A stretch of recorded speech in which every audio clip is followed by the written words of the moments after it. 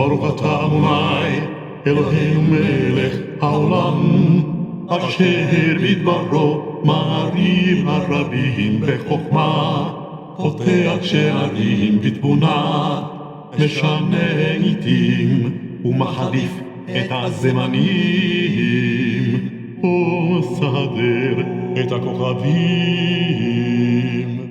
במשמרותיהם ברקיע כרצונו, בורא יומם בלילה, כולל אור מפני חושך, וחושך מפני אור, המעביד יום ומביא לילה, ומבדיל בין יום ובין לילה.